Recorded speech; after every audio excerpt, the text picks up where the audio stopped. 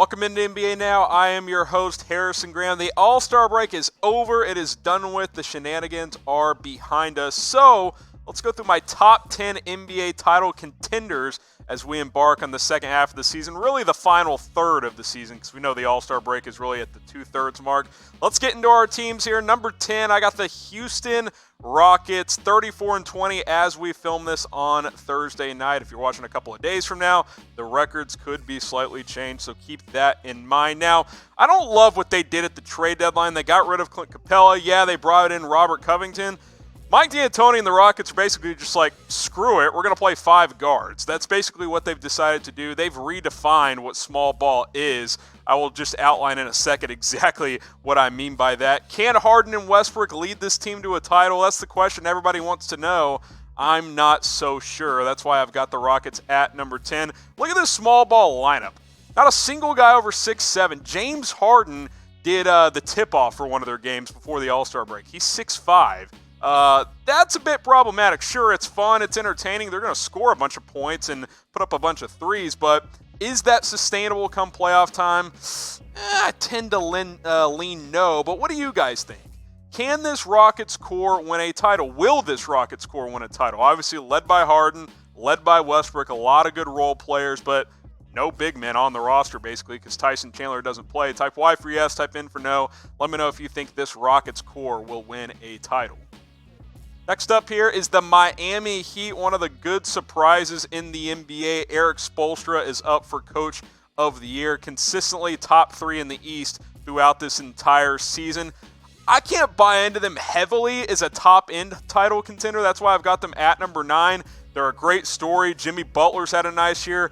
The Heat have gotten a lot out of these young players like Kendrick Nunn and Tyler Hero, Duncan Robinson, a lot of these other pieces. Obviously, they brought in Andre Iguodala. We'll see how he kind of fits into this whole thing. He's not played basketball in quite some time. Now, Jimmy Butler's obviously the leader of this thing, over 20 points per game, 7 boards, 6 assists, 45% from the floor. He's a great player. Can Jimmy Butler be the best player on a title team, though? I tend to lean no, but it's a fair question to ask. Now, we've talked about the Rockets. We've talked about the Heat. Obviously, James Harden's better than Butler, but let's compare Westbrook and Butler. Who do you think is a better player? Type W for Westbrook, type B for Butler. A year and a half ago, I think this obviously would have been Westbrook, and even with his resurgence as of late, I'm going to go with Butler. I think he brings it on both ends of the court. I think he's been great for Miami. Ask yourself this question. If the Heat traded Butler for Westbrook, would Miami be better off? I don't think so. I think Butler is a better player in today's NBA.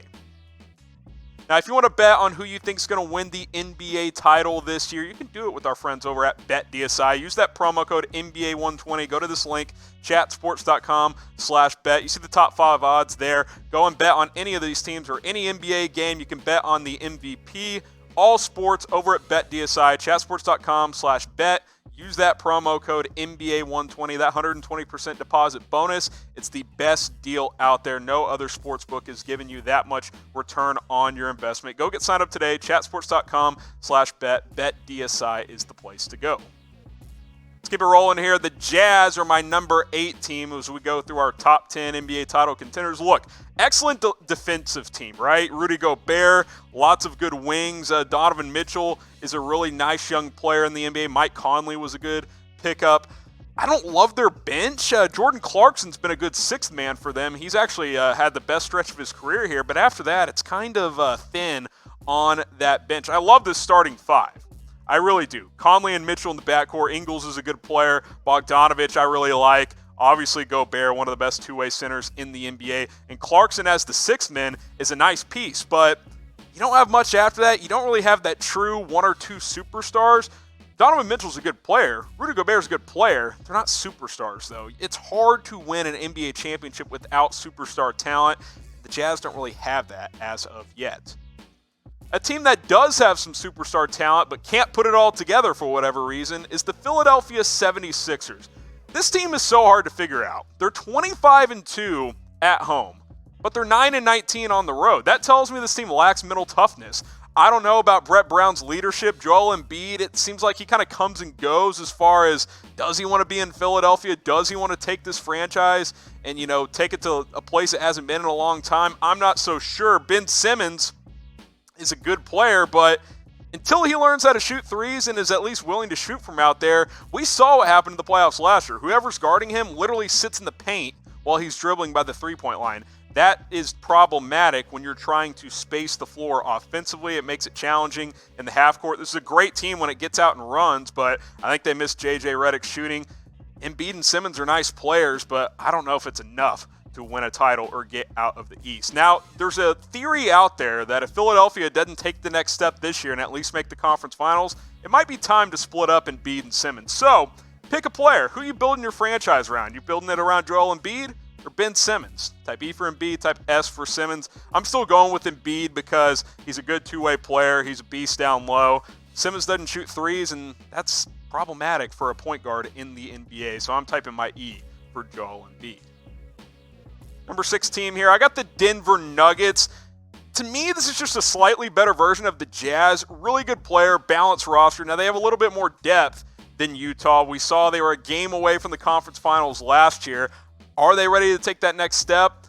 We'll see. They don't really have any superstars. Again, kind of like the Jazz. Nikola Jokic, really good player. He's an all-star caliber player, not a superstar. Same with Jamal Murray. Nice point guard in the NBA. He can really score. It's a balanced team. They go 7 or 8 deep. I like Will Barton. I like Gary Harris. I like this starting 5. Michael Porter's coming. I think he's, a player that's going to get more minutes as we go down the final stretch here. Maybe he could be a piece in the playoffs. We know about Paul Millsap's experience. But again, the NBA it's not like baseball or something like that, where if you have 15 really good players in baseball, you don't necessarily need a superstar to win a championship. NBA, it's all about superstars. Nuggets don't have any superstars. Jokic isn't one.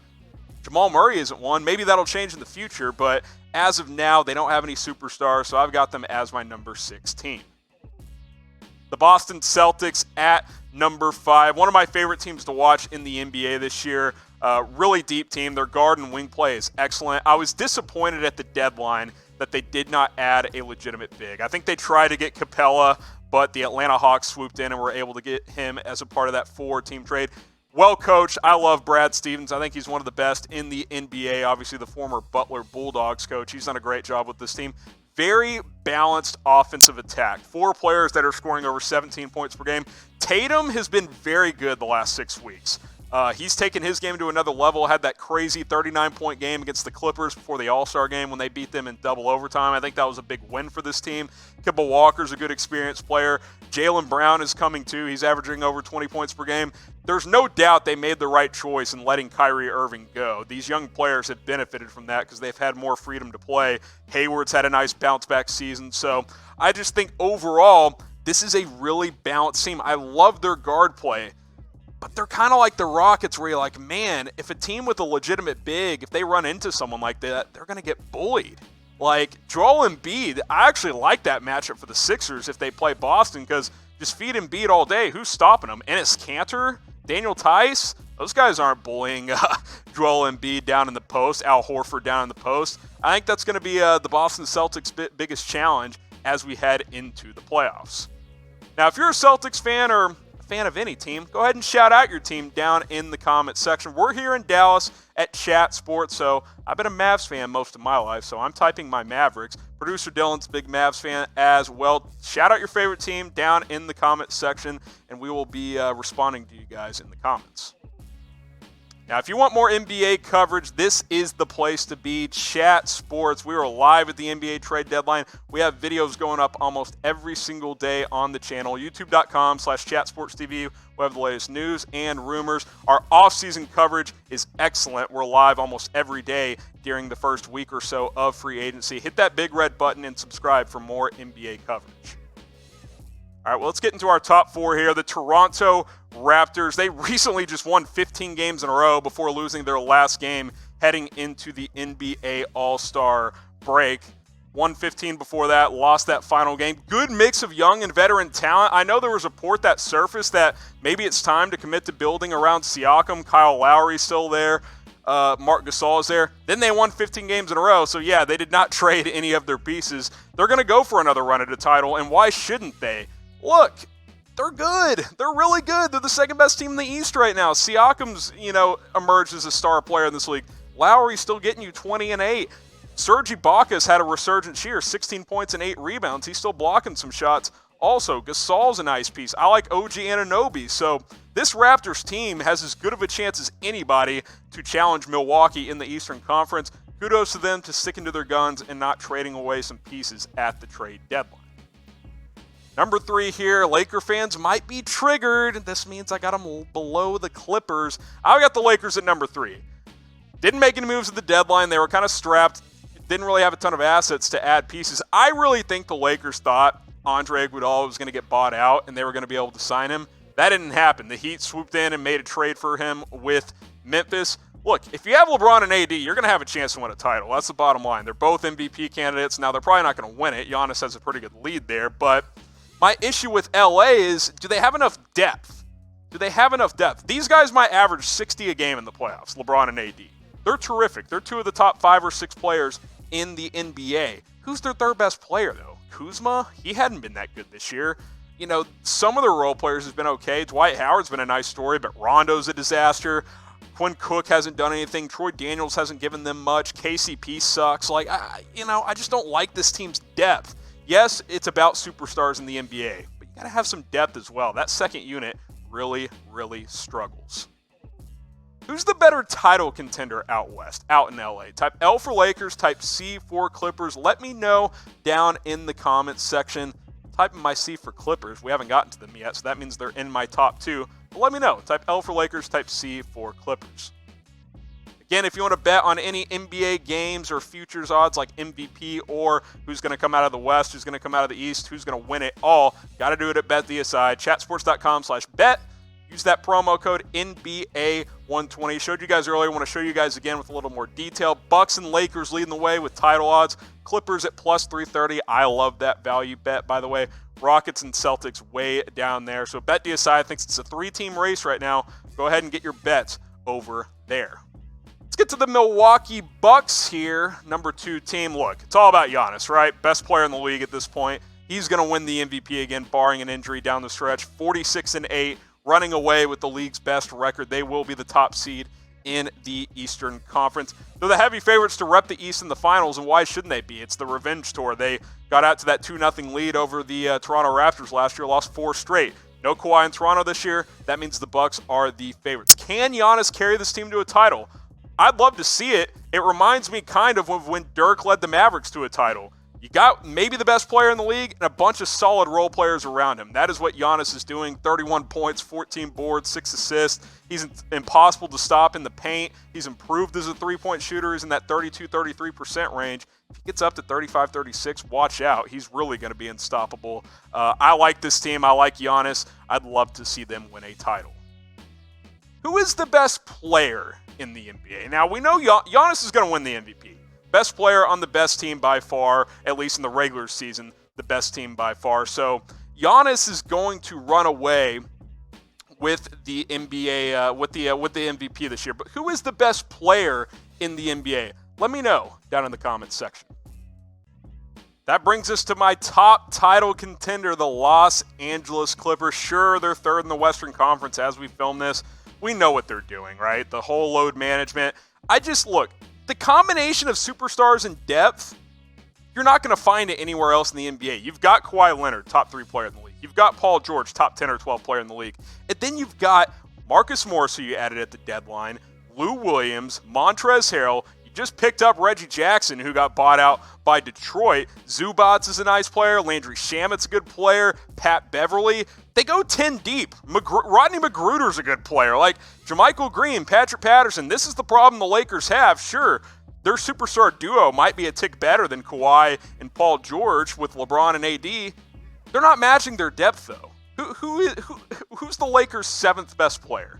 Anybody? No, you can't name them because no one knows anybody outside of LeBron, AD, and Kuzma. Like, the average fan can't tell you. But the Clippers, look, this roster is so good. I said it before the season. This is going to be the team that wins it all because they have the most depth. They have a better coach in Doc Rivers, who's won a championship before. And Kawhi Leonard, we know what he brings to the table come playoff time. I think the Clippers are going to win it all. I haven't changed, and I'm even doubling down after they've added Marcus Morris.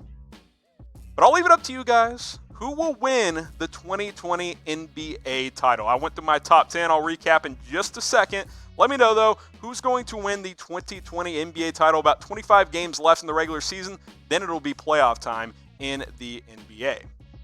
So to recap my top 10, I got the Rockets at number 10, the Miami Heat at number 9, the Jazz and Sixers at 8 and 7, Denver Nuggets as my number 6 title contender. Top 5 from 5 to 1, the Celtics, Raptors, Lakers, Bucks, and Clippers. I'm not changing. I think the Clippers are the team to beat come playoff time. I don't care what seed they enter the playoffs in. They got the best depth, they got a better coach, and they've got 2 really good superstars.